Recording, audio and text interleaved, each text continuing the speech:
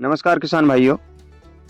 आज हम अपने इस गन्ने की फसल की दूसरी सिंचाई कर रहे हैं और हम दूसरी सिंचाई पर भी ना ही कोई यूरिया ले रहे हैं, ना ही कोई फर्टिलाइजर ले रहे हैं और ना ही कोई कीटनाशक हम इसमें बिखेर रहे हैं।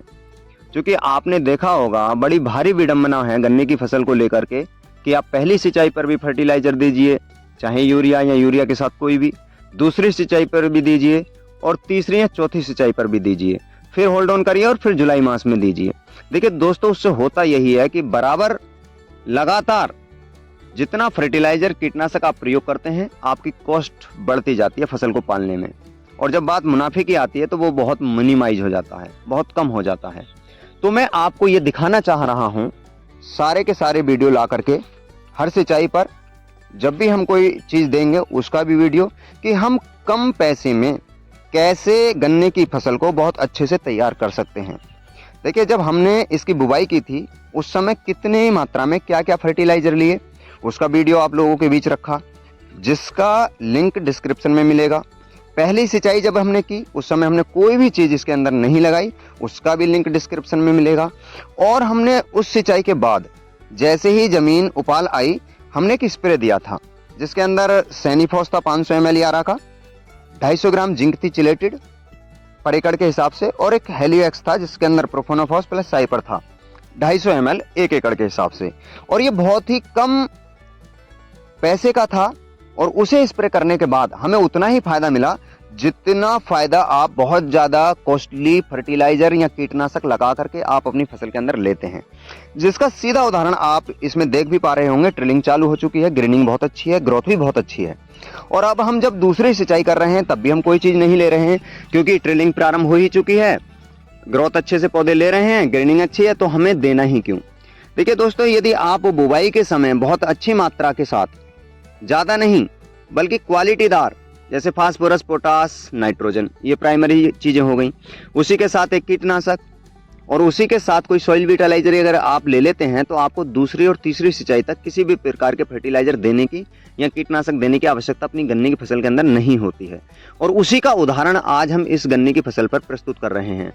देखिए, इस वर्ष आप देख भी पा रहे होंगे गन्ने की जो वेराइटी है 0238, जिसे लेकर के बहुत हो हल्ला हुआ कि भैया ये तो खत्म हो चुकी है, इसे मत लगाइए, मिल वाले भी मना कर रहे थे। आप देख सकते हैं 43 दिन के गन्ने के अंदर किसी भी प्रकार की कोई डिजीज नहीं आई हुई है, ना ही तो चोटी बेधक है, ना ही early top borer, short borer है, और ना ही किसी भी प्रकार का फंगल इन्फेक्शन से रिलेटेड कोई हमारी गन्ने की फसल के अंदर रोग है। अगर आप प्रिवेंटिव इन चीज़ों का प्रयोग करते हैं, कम मात्रा में तरीके से फर्टिलाइजर का उपयोग करते हैं या कीटनाशक का प्रयोग करते हैं, तो निश्चित ही आपको बहुत एडवांटेज मिलते हैं अपनी फसल के अंदर, रोग उतने ही कम आते हैं। हाँ, कुछ चीज़ें होती हैं क्षेत्र के हिसाब से कि जब सब में रोग आता है तो आता है, अगर आप अपने को ट्रीटमेंट पहले दे लेते हैं अपनी फसल को तो फिर आप उस चीज़ से बच भी सकते हैं, और इसका उदाहरण ये फसल है। दोस्तों, इस सिंचाई के बाद हम अपनी फसल के अंदर जब तीसरी सिंचाई होगी उससे पूर्व हम इसमें कल्टीवेटर से जुतवाएं, जो बीच का गैप है बैलों वाले से, या फिर फावड़ा निकलवाएं। उसके बाद हम जब तीसरी सिंचाई करेंगे तो हमने अभी तक इसमें सल्फर नहीं दिया है, यूरिया के साथ सल्फर देंगे और साथ ही लेंगे कोई सॉइल विटालाइजर जो बहुत मात्रा में ट्रिलिंग देगा आपको, वैसे तो प्रारंभ हो चुकी है और ज़्यादा, और साथ ही ग्रोथ अच्छे से आए।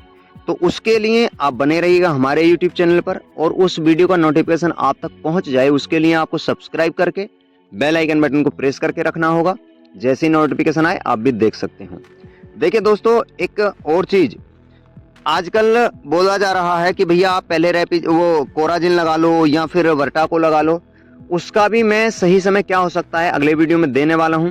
तो इसलिए आपसे अनुरोध यही रहेगा कि आप हमारी इस गन्ने की फसल का हर वीडियो जरूर देखें, जिससे आदर्श अवस्था में हम गन्ने की फसल को कैसे तैयार करें कम लागत में, वो उस और फोकस हमारा इस बार है, और जिसका हमें भी बहुत अच्छा लग रहा है। जो वीडियो दे रहे हैं जैसा हमने सोचा था वैसे ही हमारी फसल चल भी रही है। तो आप सभी किसान भाइयों से निवेदन है कि आप सब्सक्राइब और बेल आइकन बटन को प्रेस करके जरूर रखें, जिससे आपको सारे वीडियो समय से मिलते रहें।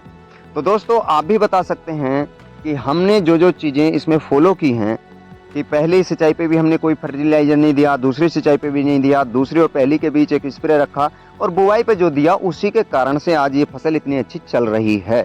और जब 5वां वीडियो आएगा तब हम कुछ फर्टिलाइजर देने वाले हैं, तो उसे आप बिल्कुल भी मिस ना करें। उसके लिए फिर कहूँगा कि पता तभी पड़ेगी जब आप तक नोटिफिकेशन वीडियो का पहुंच जाएगा, और वो कैसे पहुंचेगा मैंने अभी बताया ही है। तो इस फसल के साथ आप ज़रूर बने रहिए, क्योंकि हम एक आदर्श अवस्था में इस फसल को लेके जा रहे हैं, कम लागत में बेहतर फसल। तो आपसे निवेदन है आप हमारे साथ जरूर जुड़े रहिए। और दोस्तों कोई सुझाव हो तो कमेंट बॉक्स में जरूर बताइएगा। लगे कि ये वीडियो शेयर करने योग्य है तो शेयर जरूर करिएगा दोस्तों के साथ, जिससे हमें भी मोटिवेशन मिले और हम भी आपके लिए अच्छी अच्छी वीडियो लेकर के आएँ। तो धन्यवाद दोस्तों, आज की वीडियो में केवल इतना ही। नमस्कार।